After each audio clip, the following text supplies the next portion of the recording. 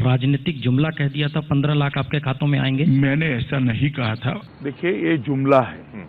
तो आपकी बात को आप ही के पार्टी के सुब्रमण्यम स्वामी क्यों नहीं समझ पाते हैं? और उसी दिन नक्शे पर अरुणाचल और कश्मीर गायब कर देते हैं चीन। हम कह रहे हैं पूरा देश सहमत है इस बात तो आप नहीं है? नहीं, विरोध सर हुआ है सर, ऐसा मत कीजिए। पार्लियामेंट के भीतर की प्रोसीडिंग। मगर मैं भी तो यहीं रहता हूँ भैया, हम भी तो अमेरिका से आता हूँ सर, हम भी तो यही है ना। जो उपलब्धियां गिनाई गई अभी आप बता भी रहे थे, उसमें काले धन का जिक्र, आपको इस बात का कोई अफसोस है कि आपने एक बार राजनीतिक जुमला कह दिया था 15 लाख आपके खातों में आएंगे? मैंने ऐसा नहीं कहा था। देखिए, ये जुमला है। किसी के अकाउंट में 15 लाख रुपया कभी नहीं जाता, वो उनको भी मालूम है और आपको भी मालूम है और देश की जनता को भी मालूम है। आप भी आज भी पूरी फुटेज निकाल कर रखिए। एंकर ने ऐसा सवाल किया था कि अब तक क्यों चेक नहीं पहुंचा। मैंने बोला भैया, चेक किसी को नहीं पहुंचता है। मोदी जी का एक कहने का तात्पर्य ये था कि ये जो सारे काला धन आएगा वो इस देश के गरीबों के लिए उपयोग में आएगा और काला धन इतनी मात्रा में है कि 15 लाख रुपया पर गरीब के हिस्से आ सकता है। हिस्से मतलब विकास के लिए। समझ रहे हो? चेक नहीं जा सकता, वो आपको भी मालूम है। तो क्या आपको लगता है कि ऐसी स्थिति देश में कभी आएगी कि वाकई आ जाएगा? अब हमने कानून बनाया है, आप थोड़ा समय राह देखिए। तो आपकी बात को आप ही के पार्टी के सुब्रमण्यम स्वामी क्यों नहीं समझ पाते हैं? चलिए, हम समझा लेंगे सुब्रमण्यम स्वामी। हमारी पार्टी का मामला है भैया, समझा लेंगे। नहीं सर, ये देश का मामला है। वो भी कहीं आप सुब्रमण्यम स्वामी कहते हैं मेरी पार्टी का सर कठोर है। नहीं, ब्लैक मनी नहीं होने देगा, लेकिन लाने का प्रोविजन नहीं है इसमें। लाने का भी प्रोविजन है। आप थोड़ा समय रात देखिए, आ जाएगा। है बात पे जी। ओके। चुनाव के वक्त इस बात को लेकर बहुत आक्रोश में आप लोग रहते थे कि पाकिस्तान की तरफ से जो स्थिति बनती है उसमें मनमोहन सरकार तो सर झुका लेती है और नारे लगते थे, क्या वाकई सर हमारे काटे जाएंगे, हम सर झुकाए रहेंगे? ये इमोशनल डायलॉग्स थे या वाकई हकीकत है? आप लोग इसको लेकर बेचैनी महसूस करते हैं? क्योंकि इस पार उस पर जब सब जगह नारे लगाए जा रहे हैं पाकिस्तान के हक में। हो गया जी। हमारा आक्रोश एक ही था कि उस ओर से गोलीबारी होती है और यहाँ से सफेद झंडे दिखाई पड़ते हैं। ये नहीं होना चाहिए। यकीनन राजनीति की साख रहे, मीडिया की साख रहे, तभी दोनों एक दूसरे से सवाल कर सकते हैं। इसीलिए तो मैं कह रहा हूँ। इसीलिए हमारा सवाल यह है कि उस पार तो छोड़ दीजिए, इस पार नारे लगने लगे। भैया, आज भी मैंने पूरे देश का भ्रमण किया है वाजपेयी जी। देश के हर राज्य में जाकर आया हूँ और आज भी उतनी ही जोर से मैं कहता हूं कि वहां से गोली चलेगी तो यहां से उसका जवाब दिया जाएगा और लोग उतनी ही हर्ष के साथ इस बात को सुनते हैं। कहीं 1.001% भी उत्साह कम नहीं हुआ है। और उसी दिन नक्शे पर अरुणाचल और कश्मीर गायब कर देते हैं चीन। वो मीडिया ने किया था। मीडिया वहां शायद इसके कब्जे में यहाँ की जगह वहां भी नहीं लगता। सीसीटीवी सर उनका राष्ट्रीय वो है, जैसे हमारा दूरदर्शन है, और आपने समझौता कर लिया। वो ठीक है, मीडिया ने किया। हम कह रहे हैं पूरा देश सहमत है इस बात। तो आप नहीं है? पूरा देश सहमत है। जी जी जी। क्या ऐसी स्थिति में आपको 1 बरस के भीतर लगा है कि कोई देश टेक्नोलॉजी के साथ इस देश में आने वाला है? किसी देश ने क्या वादा किया है कि हम आपके यहाँ जो इंडस्ट्री लगाएंगे उसमें इतना रोजगार देंगे? रोजगार का कोई वादा नहीं होता। इंडस्ट्री लगती है तो रोजगार बाय प्रोडक्ट के रूप में आता ही है। काफी लोगों ने इरादा जताया है टेक्नोलॉजी के साथ आने का, यहाँ पर प्रोडक्शन करने का। थोड़ा राह देखिए, पुण्य प्रसून वाजपेयी जी, आपको जमीन पर दिखाई पड़ेगा। हम इसलिए कह रहे हैं अमित शाह जी, आप पूरा देश घूमे हैं, हर प्रांत से वाकिफ रहे हैं, और इस देश के भीतर का सच ये है कि जब से 91 के बाद से इकोनॉमिक रिफॉर्म इस देश में शुरू हुआ है, इस देश में किसानों की जमीन जो जानी शुरू हुई वो मजदूर में तब्दील होने लगे। जितनी इंडस्ट्री इस दौर में लगी वह उतने रोजगार नहीं दे पाई जो कि किसानों की जमीन से निकलकर रोजगार मिलता। ऐसी जेट के तहत जमीन ले ली गई, अलग अलग योजनाओं 40% वो भी खाली पड़ी है।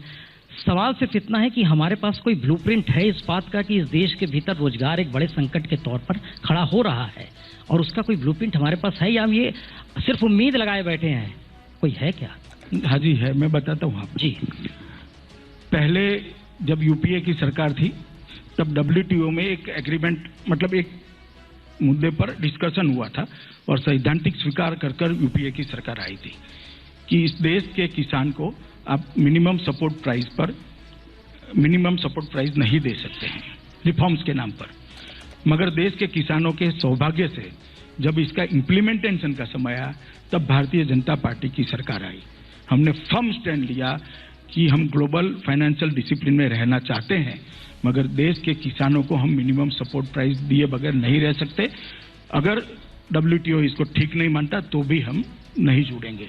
उसी दाम से किसान भूमि और जगह पे खरीदता है, किसानी भी करता है, कुछ पैसा बचता भी है और रोजगारी जो उत्पन्न होती है उस पर से कृषि पर की निर्भरता भी कम होती है। इसका मतलब है आप कह रहे हैं जो जमीन आप लेने जा रहे हैं उस पे सरकार ही हॉस्पिटल बनाएगी, सरकार ही टोल टैक्स वसूलेगी, सरकार ही सारे काम करेगी, किसी कॉरपोरेट की कोई जरूरत नहीं पड़ेगी, कोई इंटरप्रेन्योरशिप नहीं होगा। यानी ये पहले बार नजरिया आ रहा है कि हम वेलफेयर स्टेट में लौट रहे हैं।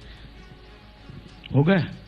अब मैं बताता हूं। जहां तक भूमि अधिग्रहण बिल के अमेंडमेंट के बाद का भूमि अधिग्रहण बिल के सवाल है, इस पूरे बिल में कोई बड़े औद्योगिक घराने को 1 इंच भी जमीन देने का, भूमि देने का कोई प्रावधान नहीं है, ना किसी निजी इंफ्रास्ट्रक्चर कंपनी को भूमि देने का प्रावधान है।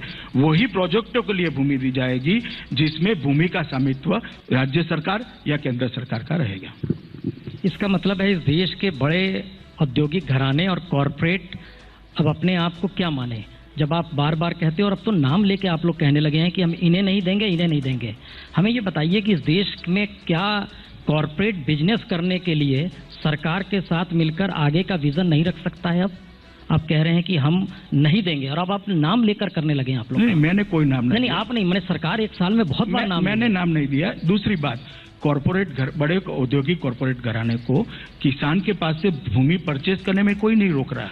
इसका मतलब है जितने हाईवेज बन रहे हैं वहां पर अब टोल वसूली कौन सरकार करेगी? टोल वसूली जो करेगा, भूमि का स्वामित्व तो सरकार का रहेगा और हाईवे बनाने का उसका पैसा निकल जाएगा, कंपनी निकल जाएगी और सरकार हाईवे चलाएगी। जो गोडाउन्स बनेंगे, जो अलग अलग तरीके से किसानों के लिए आप लोग बनाने की, सारा सरकार बनाएगी, सारा सरकार करेगी। किसी भी तरीके से कोई इंडस्ट्रीज और कॉर्पोरेट्स की उसमें भागीदारी नहीं होगी। आप अभी भी समझ लीजिए, मैंने स्पष्ट कर दिया, आज भी अभी भी कर देता हूं कि भूमि अधिग्रहित शुद्ध रूप से जिसमें भूमि का स्वामित्व सरकार के नाम पे रहेगा, ऐसे प्रोजेक्टों के लिए ही की जाएगी। ओके, हम मंच खोलें, लेकिन उससे पहले एक सवाल और जहन में सर ये आ रहा है, क्योंकि बीजेपी लगातार विरोध करती थी मनमोहन सरकार का कि उसके यहाँ जितने मंत्री हैं और खुद प्रधानमंत्री हैं ये चुनाव लड़के नहीं आए हैं। हम लिस्ट देख रहे थे कि मोदी गवर्नमेंट में कितने मिनिस्टर्स हैं जो वाकई बैकडोर एंट्री है, यानी जनता ने चुना नहीं उन्हें। बड़ी लंबी फहरिस्त है। तो उस समय विरोध कर रहे थे, अभी आप उनको ले आते हैं साथ में। नहीं, हमने विरोध हमेशा प्रधानमंत्री के लिए। नहीं, विरोध सर हुआ है सर, ऐसा मत कीजिए, पार्लियामेंट के भीतर की प्रोसीडिंग। मगर मैं भी तो यहीं रहता हूँ भैया, हम भी तो यही अमेरिका से आता हूँ सर, हम भी तो यही है ना। हमने विरोध हमेशा प्रधानमंत्री जी ने लोकसभा में आना चाहिए इस मुद्दे का ही किया है। राज्यसभा बनी तब से काफी लोग राज्यसभा के मेंबर बने हैं, मंत्रिमंडल में काफी लोग आए हैं, इसमें कभी किसी ने विरोध नहीं किया। भारतीय जनता पार्टी ने तो कम से कम नहीं किया। हमारा आग्रह एक ही है था कि प्रधानमंत्री कम से कम देश का लोकसभा के अंदर चुनकर आना चाहिए, जनता का सीधा मैंडेट लेकर आना चाहिए। यानी दर्जन भर मंत्री राज्यसभा से कोई दिक्कत नहीं है? नहीं, तो राज्यसभा से कोई मंत्री नहीं लेना। ये बार बार ये सवाल उठाया गया था, आप हमारी ओर से नहीं उठा गया। हम बीजेपी, पुण्य प्रसून जी, आपकी भ्रांतियों को आप भाजपा पे मत डालिए। हमारी ओर से कभी नहीं, हमने सिर्फ और सिर्फ मनमोहन सिंह जी के लिए कहा था कि देश का प्रधानमंत्री लोकसभा में अगर सीधा लोगों के पास से मैंडेट लेकर आता है वो ज्यादा अच्छा होता है। सर, मई में सरकार आई, जून में प्राइम मिनिस्टर का भाषण था, उसमें उन्होंने जिक्र किया था जो भी दागी लोग हैं उन पे 1 साल के भीतर कार्रवाई हो और 2015 तक संसद लहलाने लगे और जो नहीं दागी हैं वो खुलकर सामने आए। लेकिन अब तो 1 साल होने को आ गया, स्थिति तो जस की तस है। ये बात के लिए हमने देखिए, जुडिशरी का खाका हमारे संविधान के अंदर शुद्ध रूप से सरकार के डायरेक्ट कंट्रोल के अंदर नहीं है। हम इंफ्रास्ट्रक्चर दे सकते हैं। स्पेशल कोर्ट बनाने का निर्णय सुप्रीम कोर्ट ने करना है। भारतीय जनता पार्टी की सरकार ने इच्छा भी जता ली है और सुप्रीम कोर्ट के पास दरखास्त भी है। जब सुप्रीम कोर्ट निर्णय करेगी अपने आप कोर्ट बन जाएगी। अगस्त में सुप्रीम कोर्ट ने कहा कम से कम इस देश में प्राइम मिनिस्टर और सीएम जो है वो तो अपनी कैबिनेट में दागी लोगों को ना रखे। मगर मैं कहता हूँ ये कोर्ट ही बना दिया जाए कि जिससे कौन दागी है या नहीं है उसका जल्दी फैसला हो जाना चाहिए। उसमें सबने इनिशिएटिव लेना चाहिए। तो आपको लग रहा है कि विरोध हो रहा है? मैंने ऐसा नहीं कहा, मैंने इतना कहा हमने हमारा काम कर दिया है।